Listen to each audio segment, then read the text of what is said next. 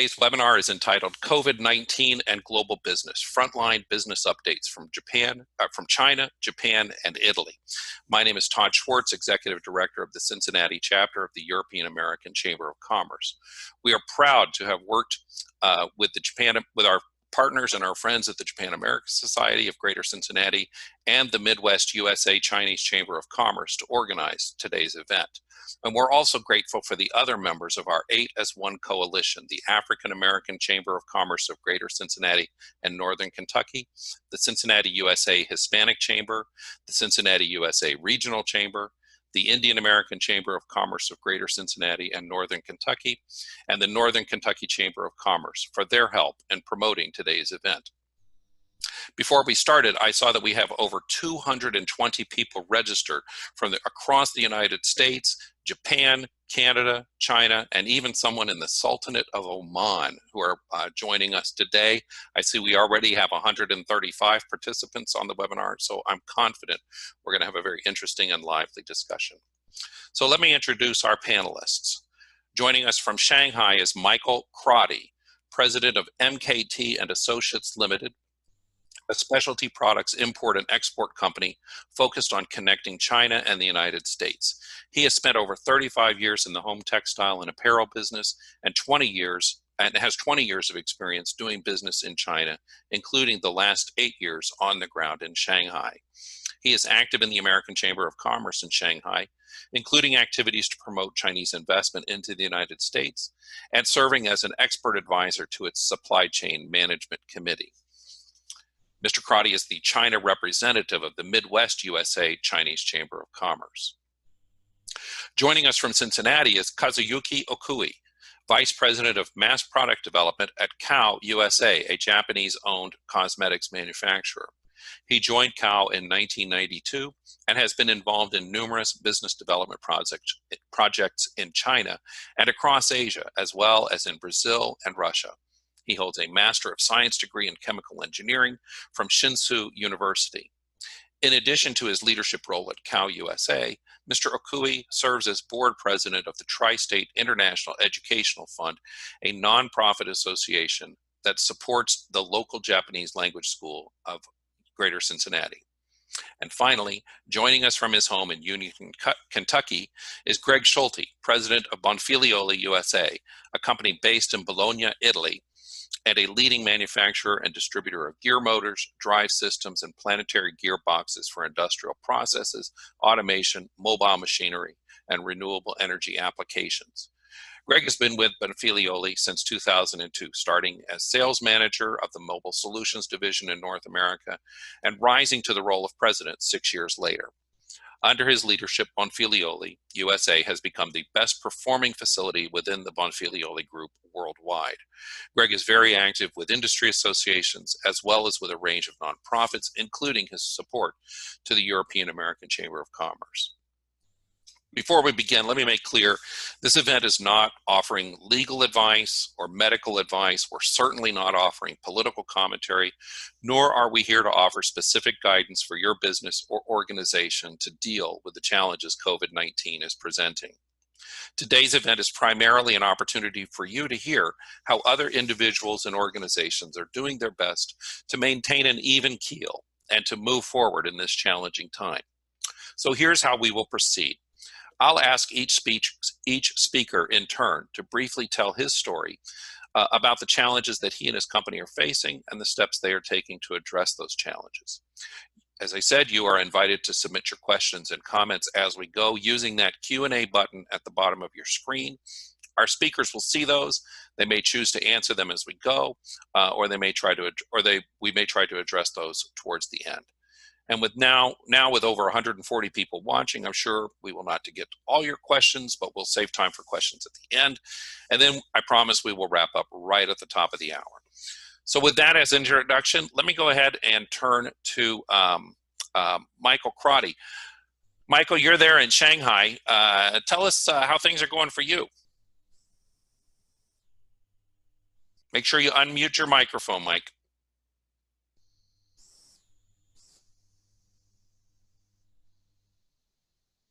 Okay. There you go.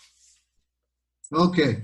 Well, first of all, Thank you, Todd, for being the moderator of this webinar. Appreciate that. Thank you to all the chambers and organizations for organizing this event. I'll start off by simply a quick introduction. I'm from Cincinnati originally. I have been in China doing business here for about 20 years. I've been living here for the last 8 years. So how has life changed in the last 2 months? First of all, we have blue skies now. So that's a good start. But on a serious note, there has been significant disruption to the business community, the business, the manufacturers, the service providers. We started in January with an expectation that the year was going to be quite interesting and positive. Unfortunately, just before Chinese New Year, I went to Sydney, Australia for Chinese New Year. Was planning to come back in the middle. Got stuck there for an extra week, determining whether I was going to come back or not. Did come back, and was there in February the 5th. I didn't have to deal with the quarantine. So that was a big plus. But the face masks, the washing of the hands, taking temperatures everywhere you go. For the first few weeks, nothing was open. It was very, very eerie. On the positive side, there was no one on the streets, so you could ride a bike all over Shanghai. And Shanghai is a great place to ride a bike. When you have no traffic, it's even better. So for my particular company, which is in the textile business with a factory way out of Tong, about 3 hours, I haven't been there. I was able to go there 2 days ago for the first time since January. We were not really allowed to get out of Shanghai. If we did go out of Shanghai and we came back, we'd be quarantined. So that was a big problem. But during the first couple of weeks, besides being essentially empty, most places were closed. It was just a really eerie feeling. The restaurants were closed. There were a few that were open. Fortunately, there was plenty of food. No one really starved. They managed to keep the food stores open.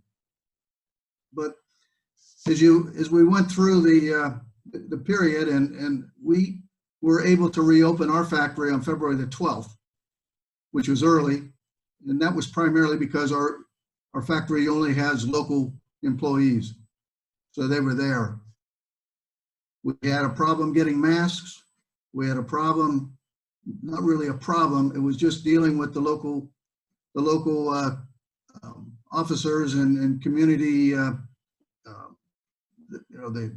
government people. We had a problem because they didn't know exactly what Beijing wanted them to do. So there were conflicting signals every day, but we managed to get through all of that, and we did get back up to production. So fast forward, now it's expanding throughout the world, including, of course, the US. And what's happened? No stores are open. Nobody's buying curtains. Nobody's buying many things except for necessities. So our business has suffered drastically from that. So we have found ourselves transitioning into making face masks. So we're doing 3-ply masks. We're doing KN95 masks. And we seem to have been able to get some business from that. But everyone in the business of supplying the retailers in the US is devastated right now over here because the orders are just dried up. So those are I guess the most significant issues that we've had to deal with since this whole pandemic began. Thank you. Michael, you mentioned the impact on your business and also on your ability to get around town. Would you say that it's fair to say, as some of the media here is reporting, that the situation in China is on an upward trend? That the situation, I mean, it looks like the worst has passed. Is that fair to say? From from the virus standpoint, we turned the corner, no question. And it's just the fact that it has rapidly expanded throughout the world, and it's just since we're so tied into the U.S. market, actually the global market, it is without these orders, it's really made a significant impact. But the virus itself, the city is back to life. The traffic's almost the same as it was. Stores are open, not all of them, but most of them. So you feel pretty normal, except you still have to wear a mask and you still have your temperature taken almost everywhere you go. And Mike, just one other question. Somebody has, Carl Satterwhite has submitted here. What is the media in China reporting about the pandemic in the United States and globally? I mean, are you hearing this? What are they saying about how it's impacting the global economy and particularly in the United States? Good morning, Carl. The media here is, let's just put it this way. What I read is Shanghai Daily and China Daily. And it clearly is commenting on how this thing has it really impacted not just China, but also certainly the rest of the world. And I think they're trying to be upbeat as best they can, but it's very difficult to be upbeat when you see all your factories having great difficulties in maintaining their business. So it's I won't say it's an it's not, there's no real, there's some anti-Americanism taking place at the moment. Not really anti-Americanism, but mostly foreigners. And I haven't experienced any of that, but I've heard some stories from some friends. And it may, as the impact continues to grow, it may become a little bit more difficult for us to be around. Fair enough. Okay, I'm gonna move on. I'm gonna make sure that we have time for each of our speakers to offer their comments, and then we'll come back and do some of the questions and answers. Just a reminder, any point you have a question or a comment, please use that Q&A box to submit that. Now we're going to turn to Greg Schulte. Greg, you know, we're hearing the horror stories that are coming out of Italy, and particularly the Lombardy province. Tell us a little bit about what you're hearing from your home office, as well as how things are impacting your operations here in the United States. All right, thanks, Todd, and thanks for everybody joining in. So just to give you a little flavor in terms of the background of Bonfilioli, we're an Italian-based worldwide manufacturer and supplier of gearboxes, gear motors, and motion control products. So we're kind of what you call the behind-the-scenes company that makes everything move within your plants, your manufacturing facilities, your municipalities, agricultural and construction equipment, and also found in most of the renewable energy plants around the other world. So we like to say we keep the world in motion, if you will. So we'll give you a little bit of a journey for where we began. Our U.S. facility here was on a nice growing pace. We just completed a factory expansion here in Hebron, Kentucky, and then we went from 80,000 square feet to 150,000 square feet. Had a ribbon cutting planned for last Monday, actually. Included the Kentucky governor, our CEO and president coming in from Italy. And then within a matter of weeks, we went from good business growth and celebration to a complete war room, if you will, of situation. And unfortunately, I think the COVID-19 pandemic is one which, you know, from an industry perspective, hasn't or won't, you know, basically give anybody a free pass, if you will. And so being an Italian-based location or you know, headquarters, if you will, when we talk about our operations over there, the government just recently mandated that all non-essential businesses close until April the 3rd. We have a similar situation in India where our factories in Chennai and Pune will be closed until the 14th. At the same time, we're fully operational at our factories in China, Vietnam, Germany, and also here in the U.S. And when we talk about essential businesses, the situation is a bit of a moving target for us in the U.S. as well as our folks around the other world. And really, the U.S. government has deemed us and considers us an operational that is essential based upon the products that we manufacture in the industries that we serve. A little bit different than what we are now seeing in some of our other locations around the world. Anecdotally, when we talk about what we do, we have a fantastic example of from this past week. Our gear motors were selected, engineered, and built. We shipped them out within the same day overnight to an automation machine builder here in the U.S. that is rapidly prototyping a machine that's planned to mass produce the COVID-19 test kits. So we think that's a pretty phenomenal story for us, as well as if you've seen in the news media and so forth, the Chinese hospital that was built in 1 week. Our final drives were on many of the earth moving and construction equipment used at that site for the wheels and tracks and so forth to make that equipment to move. So as we said, we like to play within the world, but nobody really knows a little bit about what we do and what we're driving. So, but we are critical in that aspect, which is why we're considered essential. So if we shift gears a little bit, no pun intended, and look at kind of our U.S. operations in some of the challenges that we've encountered. We have material in stock and in transit via ocean, and so that's giving us a little bit of time to serve and satisfy our current and upcoming demands.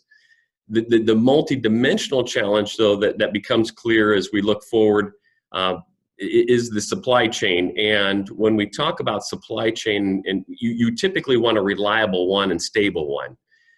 Uncertainty is what we're starting to see when we talk about worker attendance, government shutdowns, limited logistic capacity, and kind of really the list continues. We then shift to another dimension. We look at our customers and we start to experience the same issues internally with they start to see it really on their suppliers and their customers. So ultimately it impacts our demand as well. So this kind of gives us a potential for positive and negative piece, so that we have some of them looking at us and saying, okay, how fast can we pull material in to get it in our facilities? As well as we're starting to see some customers say, hey, slow down and stop shipping material, so that then demand drops. So when we talk about supply and demand, as we want stability, we're in a complete and unstable situation in that regards. And so then we talk about supply chain being a super critical aspect for us and for everyone involved. So getting into operationally, what we've started to do is bring everybody together, sales team, operations, and look at what is pertinent, what our customers are doing, and then making adjustments on the fly as we see that happen, and making crucial decisions quickly in order to make sure our supply chain as well as our financial stability for the future perspective is stable. When we talk about people, if I've got the time here, I'll talk about our people aspect. We've really looked at the admin side of our staff, keeping everybody at home. Our facility here in the U.S. is smart working, so we've got everybody being trained on PPE, or basically your personal protective equipment, and making sure that we're taking a different approach from the shift of how do I protect myself to including how do I not spread it. So we take a dual approach, if you will, of that visibility of making sure that if I've got it, I'm not spreading it, and making sure that I'm also not receiving it in that perspective. And so we make sure everybody is trained, everybody is thinking with a different mindset, and moving in that direction. And then when we talk about the Bonfilioli family perspective, we also launched last year a situation where globally we use WhatsApp So we connect live between us here and also all of our facilities and our branch managers and so forth. So we're giving live feedback with regards to what's going on. Locally, though, what we've done is we launched Workplace by Facebook last year. Ironically, it's been a super help for us, because what that does is it gives us the ability to give live information to all of our employees and kind of that dynamic visibility of what's going on. And it gives them also a voice so that they can ask questions, and fosters communication and provides kind of insights of what the company is doing and the improvements that they can offer, and that we can receive as well. So hopefully that gives you a little bit of flavor of kind of the challenges that we're experiencing, some of the things that we're doing and when we're trying to improve on, and gives you a little bit of a glimpse that we're trying to be agile and adaptive during these unprecedented times. So with that, I'll pass it on. Greg, one quick question that's come in. What kind of customers are you seeing that are stepping up their demand? What kind of customers are slowing down? Can you see a pattern there? Are there some reasonable explanations for why it's going that way, or is it just luck of the draw, roll of the dice? Do you see any rhyme or reason for that? No, that's a great question, and ironically, there is no rhyme or reason and no pattern because of the different industries that we do serve. There is no one that is being more active in terms of pull-ins versus pull-outs. Between the big and the small, all of them are very sporadic, and so it's forcing all of our sales team to be in daily communication with all of our customers, and making sure that information that is also fed back to our supply chain. And of course, at the same time, staying in close touch with all your suppliers to make sure that you've got the right parts. Yep, exactly.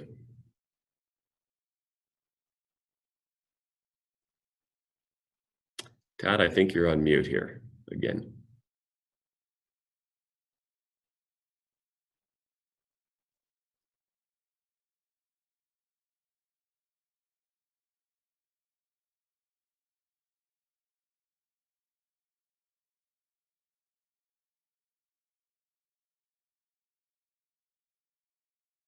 Don't forget to unmute your microphone.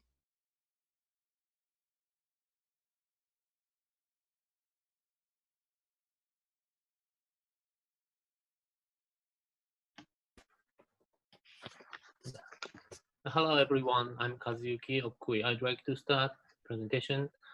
I'm a VP of Mass Products Development at Kao USA.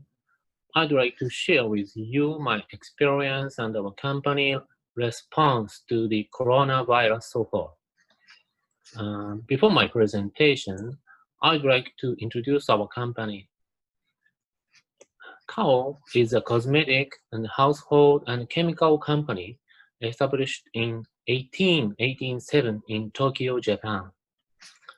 Kao is the #1 toiletry personal care company in Japan. Now, Kao are fully producing hand washes, disinfectant lotions, gels, and sprays, bleaches to meet social needs in Japan.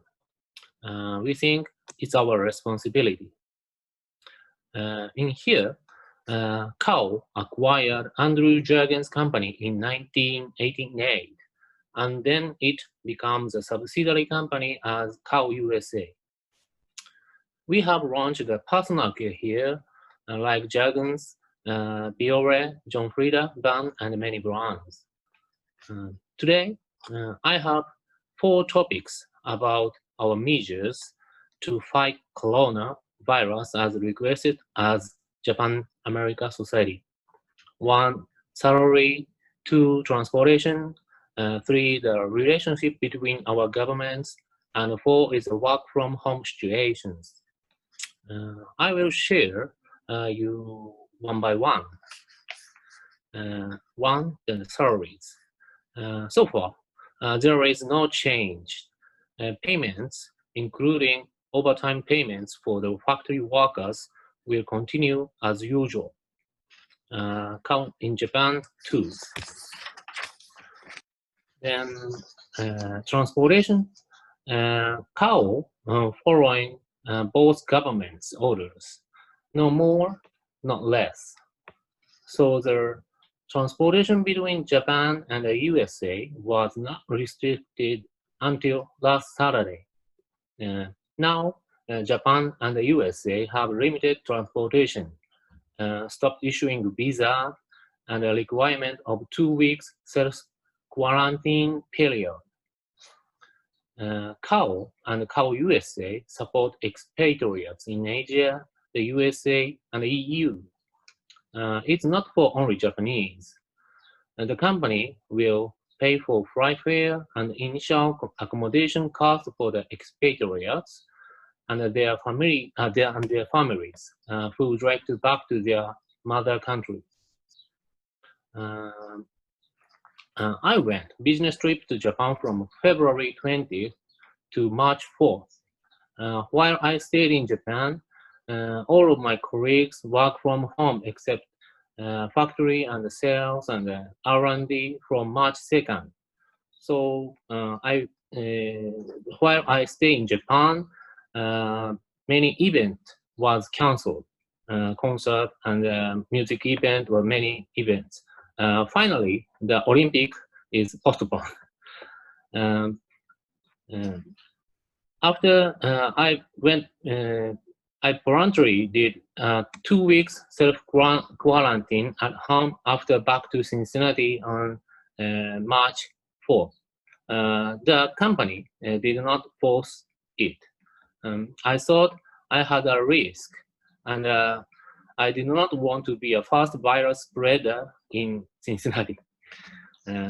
During the period, Kao USA started work from home operation from March 13th.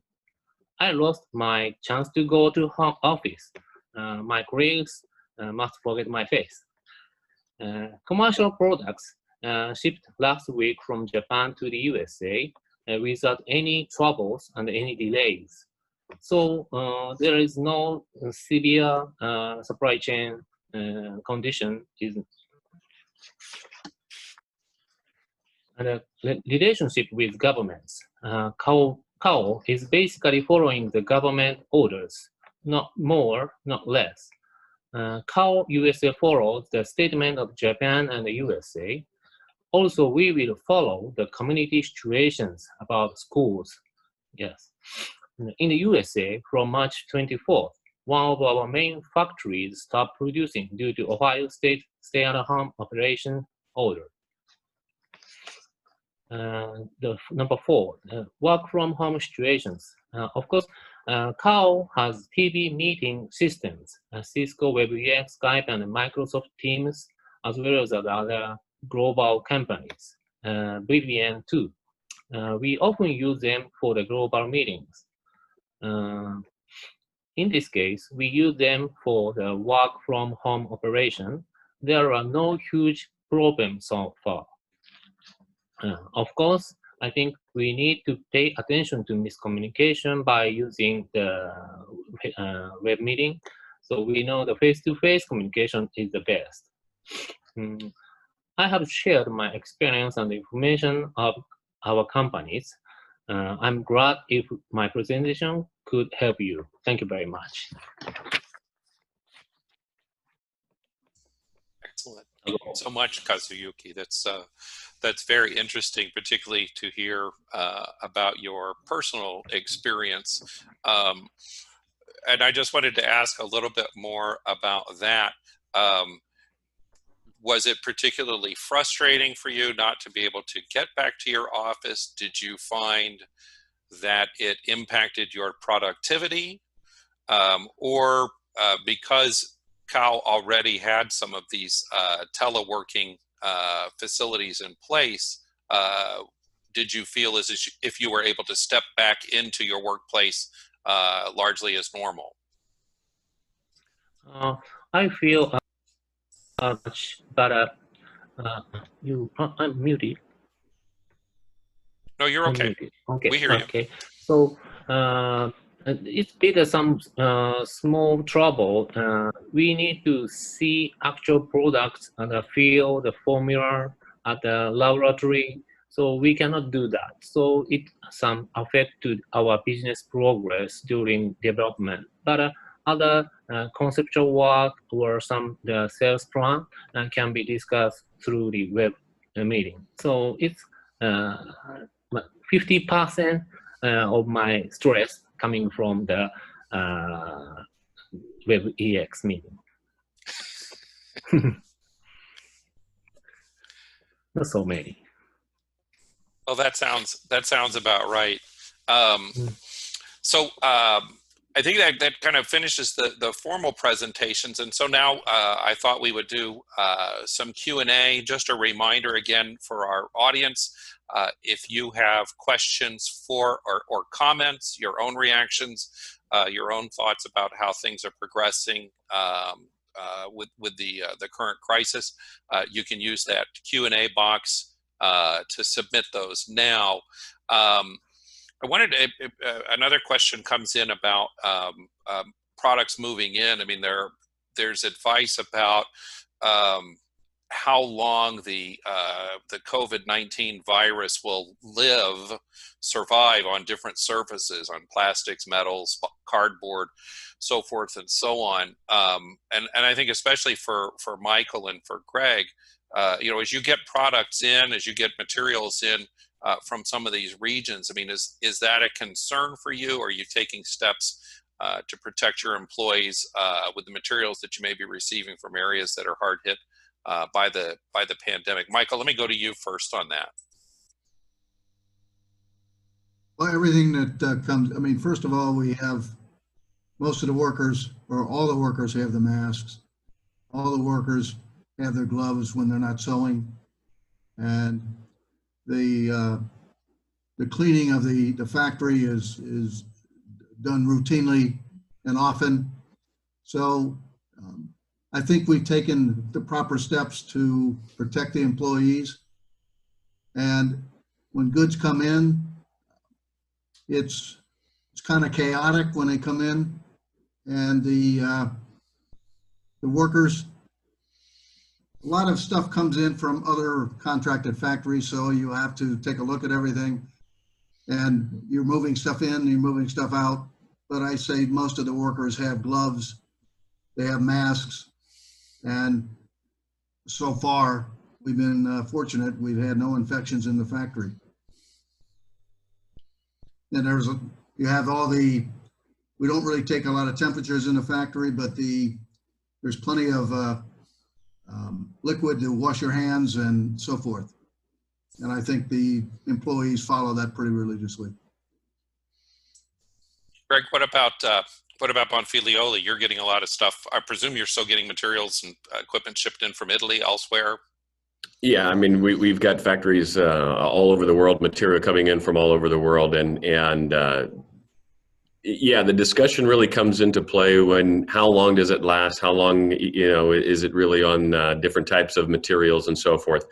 The majority, or pretty much all of our material, comes in via sea freight. So typically, you know, we've got material in transit for 6 weeks. Even stuff coming in from Europe and so forth is about a 6-week window from the time it leaves our facility until we are handling it here. Both facilities are handling the materials with, you know, gloves and so forth, because we're dealing with large steel and heavier type of equipment. Sometimes the material isn't even handled by the physical hands. It's actually done by forklifts and also cranes and things like that. So we're not overly concerned with regards to the handling of the stuff, because we're not dealing with a lot of commercial type of materials in there. So makes sense. Kazuyuki, I know you're not necessarily on the production side, but I mean, do you know about any protections that take place in your operations here in the Cincinnati region in particular?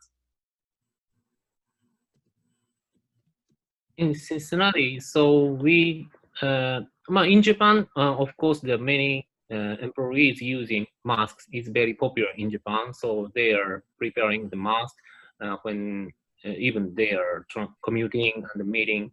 And in Cincinnati, mask is not so common for here, but we take some disinfectant gels at the floor and using it after go to toilet or something. And of course, the factory is more take care of using the disinfectant spray and washing hands. We are producing the hand washes, so we use our products at the factory. Yeah.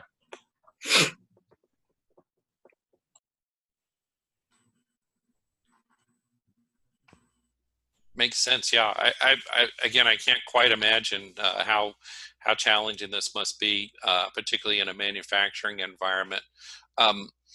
Michael, who are you guys? You said you weren't taking temperature so much on the on your shop floor. You know, what kind of steps are you taking to make sure that you don't get infections among your personnel? Let me wait 1 second there. When they come in the morning, they do have their temperature taken. So that's the first step. They don't normally have the temperature taken the balance of the day, unless they go somewhere pretty far away and then they come back. It's really the gloves, the masks.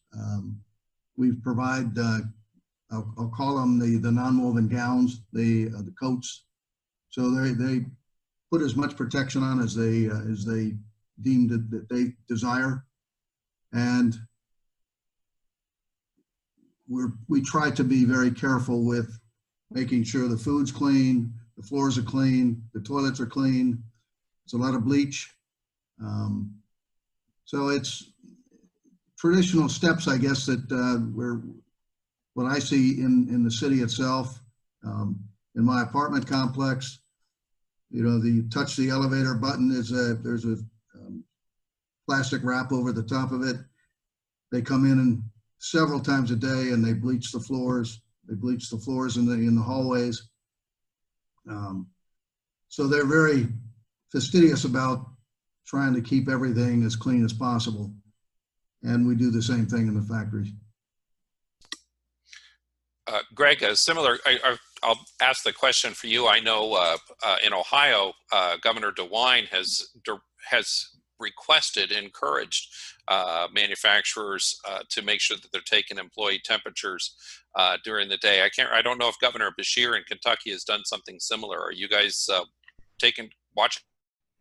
We haven't seen it in Kentucky yet. We actually are starting tomorrow to do temperature checking and so forth. And the only reason why we hadn't done it earlier was because of the availability of thermometers. And more specifically, one of the questions was asking, I think in there, about the transmitting through the temperature checks.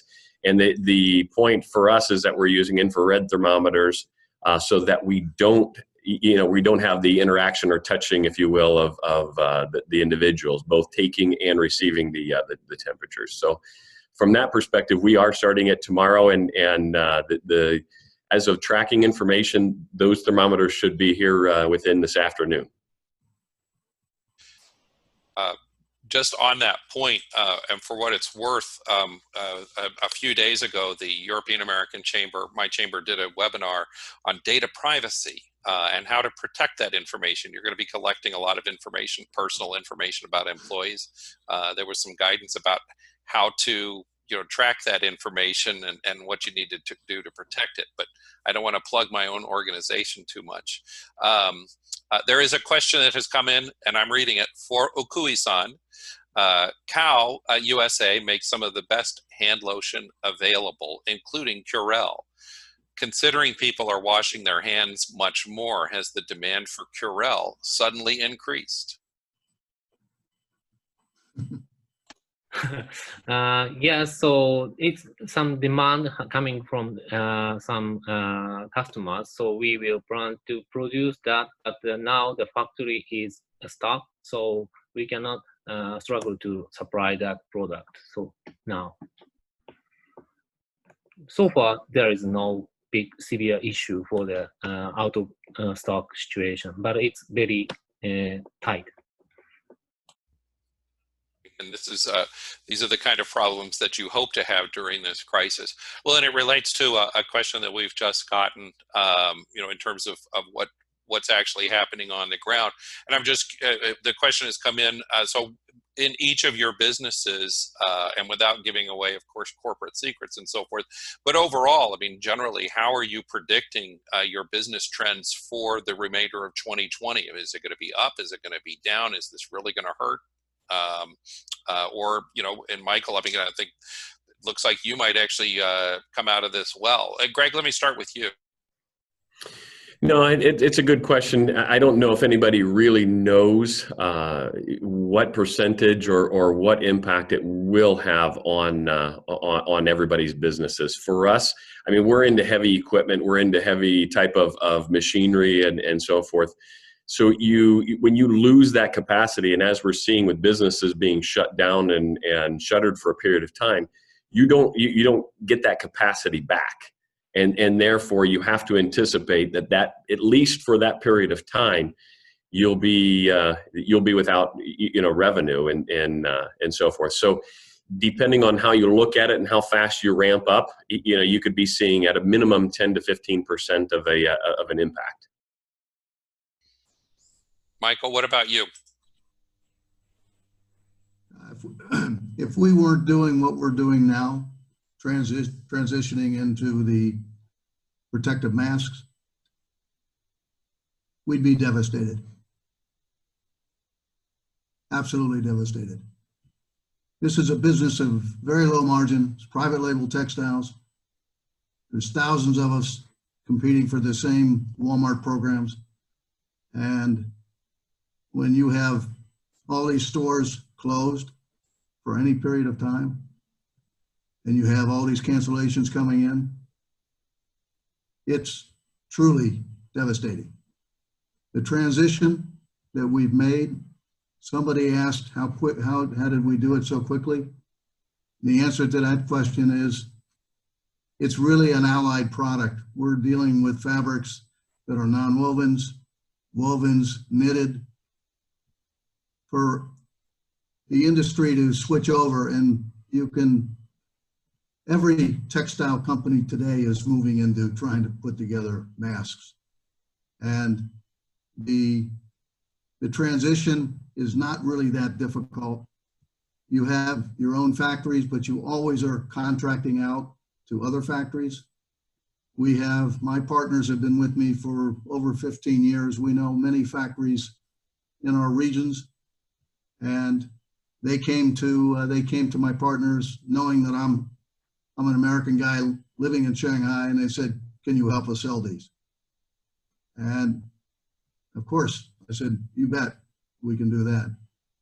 And so I have been working around the clock for the last 2 weeks, calling everybody I know in the US and other parts of the world, putting together presentations and saying, "We'll sell you as many masks as you want.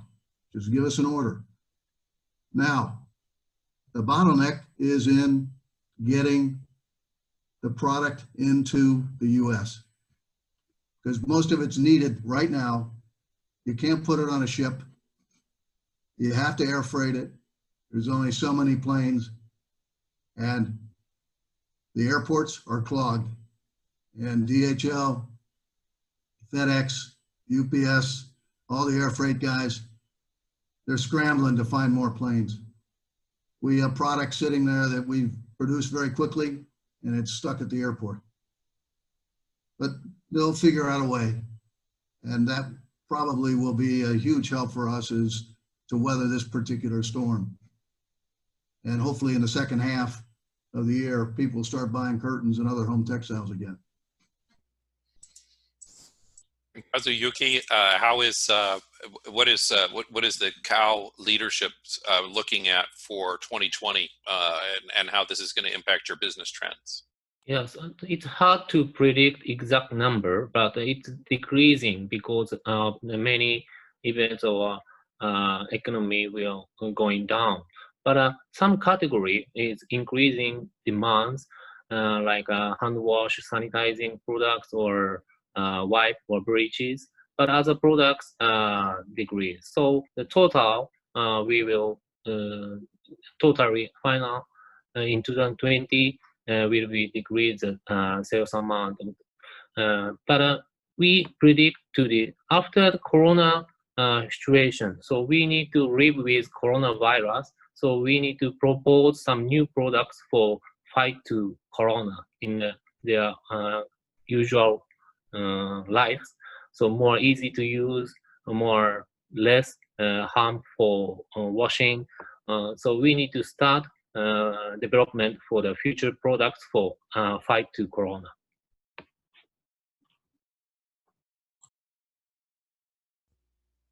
That's excellent. I'm interested to hear that, and yeah, in Michael's case in particular, I know that the transition also doesn't come at a cost, so that you have to impose a lot of costs to make that transition. And then, of course, eventually you'll have to pay similar costs to untransition. So yeah, I think everybody understands that this is going to have a significant impact on business. Some businesses will do okay, some businesses will do better. Kroger, for example, our grocery stores seem to be doing fairly well, but others are going to be hurt significantly, I suspect. I'm just looking at the remaining questions here.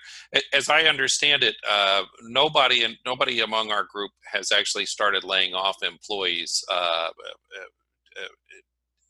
in response to this, or in response to lower demand. That's not correct. Hi, Lon. I'm not sure if anyone can hear, but we have laid off employees. And how is that affecting your production? How is that affecting employee morale? Well, it's impacting productions, but at the same time, we're having orders canceled. So we're making what we get. We have to lay off some people. We're talking to the local government people to get some help, but even that will take a long time with immense number of documents to take care of. So that's why this transition to this other product line is very important for us, even though there won't necessarily be cutting and sewing in the factory, but there will be a lot of distribution. So many of the people can just flip over to doing inspections, packing, and doing traditional warehouse work rather than doing cut and sew. Greg, go ahead. You want to say something? Yeah, I was going to say from our perspective, we have not laid off anybody locally here, and hope not to as well. In terms of the morale perspective, it's a very good question. Morale is a difficult one because you've got people that are saying, "Why are we coming to work?" as well. You know, you've got everybody in kind of the panic mode, and media is not doing any justice for us in that regards. You know, so it's a bit difficult. So, as I was alluding before, we've got an internal, it's Workplace by Facebook, and I did a video the other day just to, you know, post online. We've got a good attendance there. Everybody's watching, you know, what's being posted. And I tried to explain a little bit of the situation, why we think it's important to be at work, remembering also the people that don't have that choice of coming to work. For example, you know, the restaurants, the bars, and the nail salons, hair salons, things of that nature. So we need to be also, you know, mindful of that, and also aware that we're trying to do from a PPE standpoint, safety, hygiene, everything, that we're making the effort so that, in fact, in some cases, being at work is probably safer than being outside of work. And reminding them of all of that to put it in perspective. And that really goes, you know, we're seeing a better morale in that regards today because of things like that. The communication and being open and understanding has been key for us. Michael, I see there's one other question for you about the employees that you've laid off. But before you say that, let me just remind everybody what Greg has said. I mean, I agree. You know, I won't go into my previous career. I was a diplomat, and I spent time working in embassies in very difficult situations. And you cannot underestimate the importance of clear, consistent communication with your employees to let them help them understand the situation, because in a time of uncertainty, they just want some information that they can hold on to. But Michael, go ahead. What were you going to say? Well, the answer is very simple. When the orders come back, they come back. They're all local and they're all trained. It's not a young workforce, it's an elderly workforce. So they'll be very happy to come back when the orders come back. And we will be very happy to hire them. And Michael, one other question two folks have now asked, and I don't know whether you would know this, but given the fact that there's a shortage of transport capacity, do you know if there's been offers or discussions about using military aircraft, whether the U.S. Air Force or other military, to move a product from China to the United States? Do you know of any discussions along those lines? I do not. I'm not close enough to that particular situation. I like the idea because I think it's important that all of these masks get to the hospitals, the clinics, the factories, everywhere they need to be. And having them hung up, sitting on the floor at PVG or Shanghai Airport, it's too bad. We've got to figure out a way to overcome this bottleneck. So I think as a diplomat should be preaching that to the people in Washington. The European American Chamber of Commerce is very non-political, non-partisan. We stay out of that. We're just about helping businesses do business. So, gentlemen, we're close to the top of the hour. Let me just ask if any of you want to make kind of just a final comment before I wrap up here. And if you don't want to, just wave at me. I can see you. So.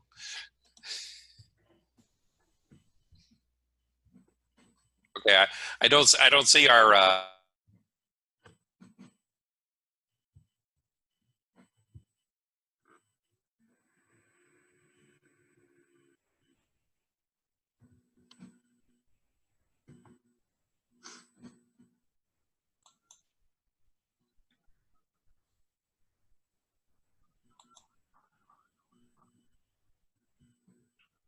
As I explained to the three of you when we originally organized this event, you know, our hope is to just create an opportunity for companies to hear that, you know, all is not lost. This is not a complete disaster, and by you know, by working hard, by staying focused, you know, our companies and our organizations can survive challenges that are difficult like this. So with that, I just want to say that concludes today's webinar entitled COVID-19 and Global Business, Frontline Business Updates from China, Japan, and Italy. Thanks to our panelists, Michael Crotty, Kazuyuki Okui, and Greg Schulte for sharing their experience and their insight. And thanks to all of you for joining in today's discussion. And of course, a special word of thanks to my counterparts, Leo Chan with the Midwest USA Chinese Chamber of Commerce, and Ann Golden with the Japan America Society of Greater Cincinnati for their help in developing today's program, as well as our partners in the 8 as 1 Collaborative. We will be posting this video to the EACC's YouTube channel soon, and we will send a link to everyone who registered so that you can watch again or share it with your friends and colleagues. Thanks again for joining us. Stay well, stay healthy, go wash your hands. Thanks again. Thank you. Thank you. Bye-bye. Thank you. Thank you.